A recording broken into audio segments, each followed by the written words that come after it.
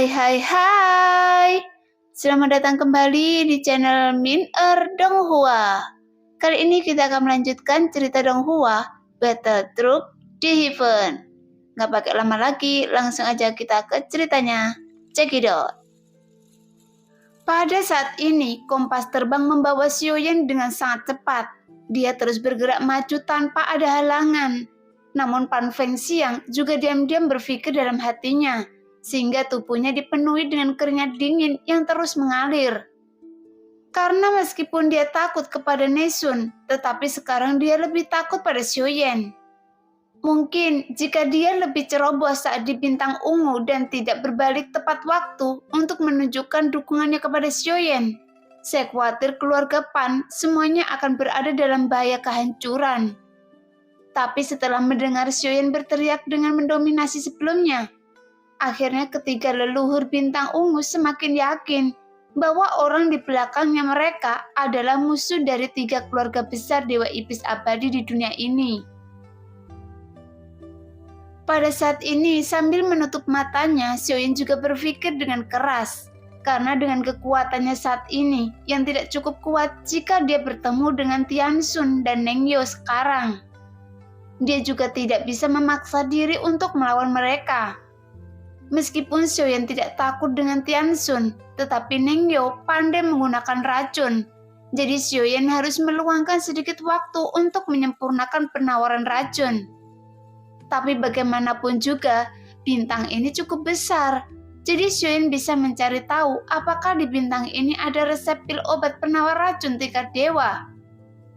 Jika tidak, Xiaoyan hanya bisa mencoba membuatnya sendiri. Oleh karena itu, Xiaoyan memikirkan masalah ini dengan hati-hati dan menghitung rencana apa yang harus dia buat selanjutnya. Bagaimanapun, Xiaoyan sekarang belum memiliki tujuan yang jelas, tapi setidaknya dia juga harus mempersiapkan segala sesuatu. Sebenarnya dia bisa melawan 2 Raja Roh dari Istana Surgawi. Jika tidak, setelah mereka benar-benar menerobos keabadian para dewa di dunia Dewa Abadi dan Dewa Iblis, maka akan sangat merepotkan untuk melawan mereka. Pada saat ini kompas terbang terus bergerak maju, segera melambat setelah mereka mendengar suara menderu dari banyak orang, dan gua besar ini memiliki ketinggian hingga ribuan kaki. Namun setelah kompas terbang melewati pegunungan ini, semua orang dapat melihat dengan jelas bahwa ada tirai cahaya yang berwarna-warni di depan mereka. Bahkan di atas gua dan di luar tirai cahaya ini, ada banyak sosok yang menunggu di sana. Senior, sepertinya mereka belum masuk ke dalam gua. Pan Fengxiang berkata perlahan. Ya, mengapa orang-orang ini tidak segera masuk? Xiaoyan membuka matanya perlahan dan bertanya. Senior, gua warisan iblis Han Guang ini sangat aneh. Karena hanya 50 orang yang diperbolehkan masuk ke dalam, hanya dalam satu waktu. Setelah 50 orang ini, ada yang meninggal di antara mereka atau dikeluarkan dari gua warisan ini. Saat itulah angkatan berikutnya yang bisa terus masuk.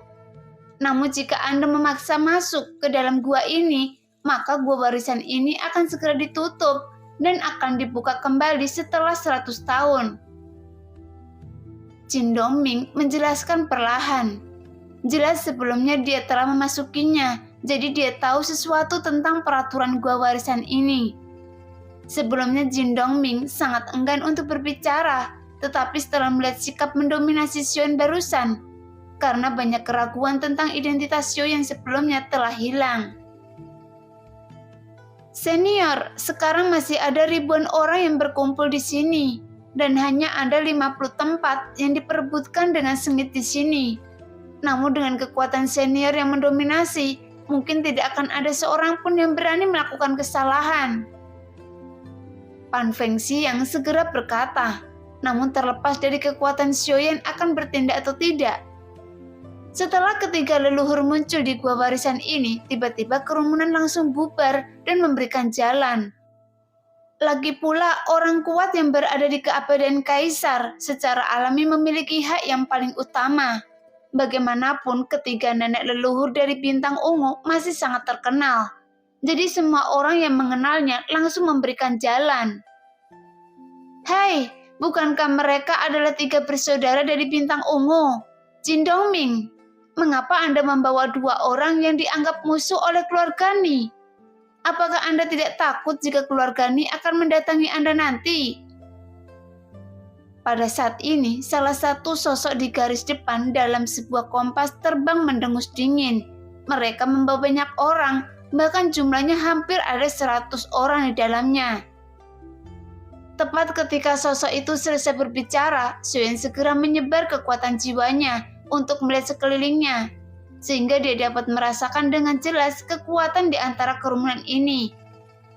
Yang terburuk adalah Dewa Pertarungan Bintang 9. Oleh karena itu, saat Xiuyan dan yang lainnya sampai di bagian depan, serangkaian tatapan mata yang tidak ramah juga mengikuti mereka di sepanjang jalan. Jika Anda tidak dapat berbicara, maka tidak ada yang akan memperlakukan Anda sebagai orang bisu. Jin Dongming berkata dengan dingin.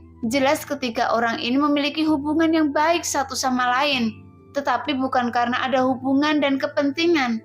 Sebaliknya, mereka bertiga sama-sama berasal dari bintang ungu.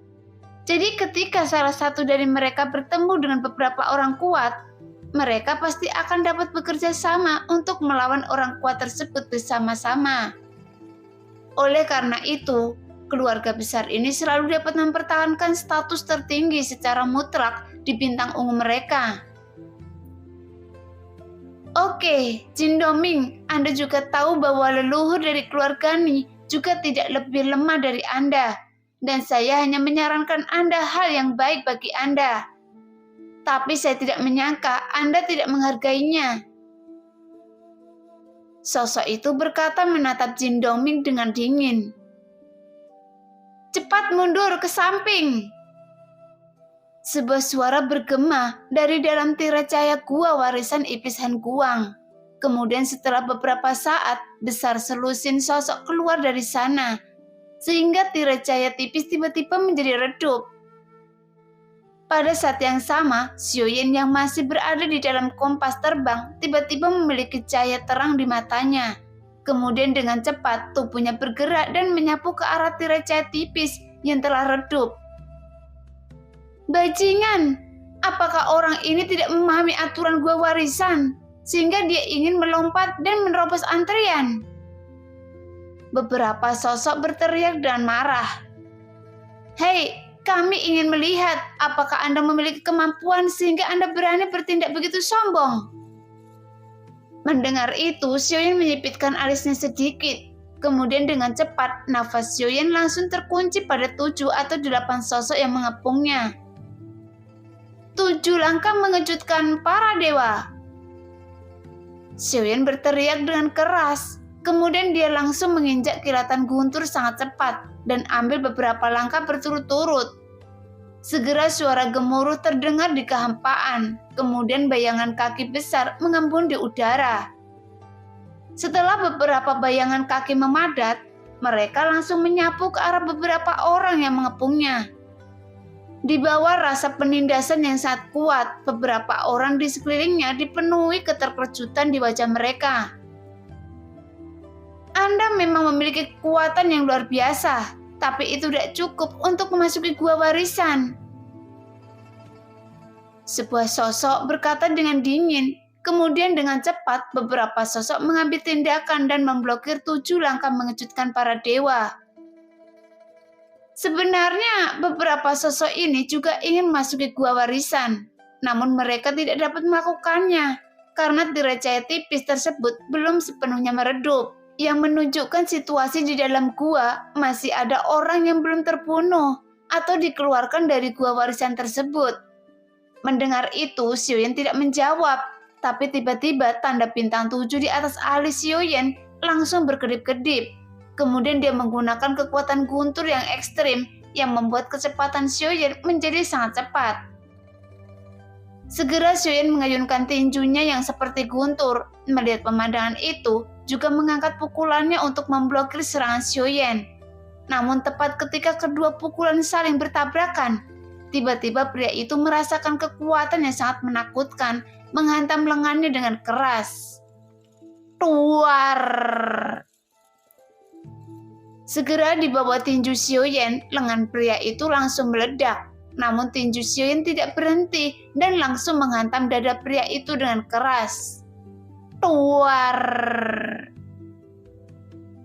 Setelah menerima tinju Xiaoyan, ada juga bunyi retakan tulang yang berasal dari tulang dada pria itu. Bahkan tubuh pria itu terbang seperti layang-layang yang ada talinya dan langsung menghantam tirai cahaya tipis yang menutupi gua warisan dengan keras. Setelah tubuh pria itu menghantam tirai cahaya tipis, dengan cepat dia menyemburkan seteguk besar darah. Kemudian dia menatap Xiaoyan dengan mata ngeri. Pada saat yang sama, beberapa sosok yang berdiri tegak di udara dengan susah payah memblokir bayangan kaki raksasa Xiaoyan yang terus menyapu ke arah mereka. Satu demi satu akhirnya tidak sanggup lagi melawan dan akhirnya jatuh menghantam tanah dengan keras. Duar, duar. Segera beberapa suara teredam menyebar, bahkan tanah di sekitar juga bergetar. Apakah menurut kalian dengan kekuatan seperti itu cukup untuk memasuki gua warisan? Xiaoyan berkata sambil mencibir. Bahkan mata Xiaoyan sangat dingin, yang membuat setiap orang yang mencoba menghentikannya tidak bisa berkata-kata dan tidak berani melakukan kesalahan lagi. Setelah Xiaoyan selesai berbicara, dengan cepat Pan Fengxiang datang langsung ke depan dari belakang kerumunan. Namun sudut mulut Pan Fengxiang juga sedikit terangkat, seolah-olah dia baru saja melawan beberapa orang ini. Meskipun kekagumannya tidak bisa digambarkan dengan kata-kata, tetapi dia juga mengacungkan jempolnya dan berkata dalam hatinya, "Orang ini sangat luar biasa." Namun sebelum dia dapat melihat ke arah orang yang berbicara sebelumnya, orang itu telah menghilang yang menunjukkan dia sepertinya sangat ketakutan, sehingga dia melarikan diri secara diam-diam. Setelah konfrontasi singkat ini, Xiaoyan juga segera mundur ke dalam kompas terbang. Kemudian dia duduk bersila menutup matanya lagi. Melihat pemandangan itu, jantung ketiga leluhur bintang ungu berdebar kencang. Jelas mereka tidak pernah menyangka bahwa kecepatan Xiaoyan sangat menakutkan. Bahkan orang kuat keabadian Kaisar langkah ke-6 dipukul mundur secara langsung. Bahkan yang terakhir pria tersebut sepertinya tidak memiliki kekuatan untuk melawan. Sehingga beberapa orang lain yang bergabung dengan pria ini semuanya juga mundur ke belakang dan tidak berani lagi melakukan kesalahan untuk memprovokasi Xiaoyan lagi. Karena sampai sejauh ini, setelah menjadi orang kuat yang berada di keabadian Kaisar, secara alami mereka juga tahu bahwa di luar sana ada banyak orang kuat yang lebih kuat daripada keabadian Kaisar, yang menunjukkan tidak ada orang kuat yang memiliki kekuatan mutlak. Jadi setiap orang harus mampu membungkuk dan merenggangkan tangan mereka. Karena menjadi orang yang ceroboh pasti tidak akan berumur panjang. Namun di antara mereka masih ada yang mau mati di sini karena persaingan memperebutkan kuota. Tetapi mereka yang memilih untuk hidup, mereka telah mundur. Bagaimanapun mereka yang tersingkir adalah mereka yang lebih lemah. Dan mereka selalu bisa masuk adalah yang terkuat. Saya tidak menyangka ketiga leluhur dari bintang ungu ini akan bergantung pada orang sekuat itu. Jika dilihat dari caranya bertarung, seharusnya orang ini pasti berasal dari salah satu keluarga besar. Ya, orang ini terlalu kuat. Bahkan dengan satu pukulan, dia telah melukai orang kuat keabadian Kaisar langkah ke-6 dengan parah. Sehingga dia tidak berani melawan lagi. Mungkin jika orang kuat langkah ke-6 keabadian Kaisar itu masih berani memprovokasi orang ini, seharusnya dia pasti akan terbunuh di sini. Itu karena daya tarik dari tatanan Dewa Iblis Abadi kuno yang sungguh luar biasa. Saya tidak tahu berapa banyak tatanan Dewa Iblis Abadi kuno yang ada. Saya mendengar bahwa ada banyak tatanan Dewa Iblis Abadi kuno telah lahir, sehingga begitu banyak orang yang berkuasa yang ingin pergi ke gua warisan Iblis Han Guang. Ya, Saya juga mendengar bahwa bahkan jika Anda memasuki keabadian kaisar, Anda hanya memiliki sedikit peluang lolos dari kematian. Oleh karena itu, warisan apapun yang ada di sana bukanlah urusan kami. Karena jika tidak memiliki kekuatan keabadian kaisar, lebih baik tidak melakukan perjalanan ke dalam air yang berlumpur. Jika tidak, kehidupan Anda akan terbuang sia-sia. Setelah pertunjukan yang dilakukan oleh Xiaoyan, banyak orang yang saling berdiskusi dalam kerumunan, sehingga situasi di tempat itu sangat ramai. Nah, demikianlah cerita hari ini. Terima kasih yang sudah menonton video Min Earth sampai selesai. Sampai jumpa di video selanjutnya. Bye-bye.